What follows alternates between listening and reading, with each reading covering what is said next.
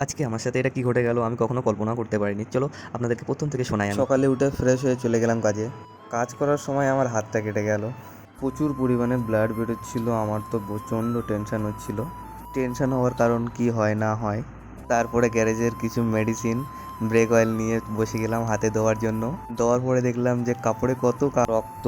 না বসে উঠে গেলাম কাজ করতে। কাজটা রেডি করার পরে গাড়িটা এবারে তেল মারবো। তো তেলটা মারার পরে অন্ধকার হয়ে গেল, গাড়িটা রেডি করে দিলাম। তারপরেই একটা R15 এলো, হাফ সার্ভিস এবং ব্রেক শু চেঞ্জ। সার্ভিস করার পরে দেখলাম যে অনেক গাড়ি এসে গেছে, অনেক ভিড়। আগে R15 কাজটা এক এক করে সবাইকে ছাড়লাম। ছাড়ার পরে এবার আমি টিফিন করব। টিফিন করার পরেই এবার একটু রেস্ট নিচ্ছিলাম। রেস্ট নিতে না নিতেই একটা গাড়ি এসে বললো ফুল সার্ভিস এবং মোবিল চেঞ্জ। আকাশের আবহাওয়া খুবই খারাপ। সার্ভিস করে নিলাম, তাড়াতাড়ি করে গাড়িটা রেডি করে দিলাম, আমার হাতে দিয়ে দিলাম। এবারে আমি বাড়ি যাবো। বাই। সাবস্ক্রাইব এবং লাইক কমেন্ট শেয়ার করে দেবেন। Okay guys.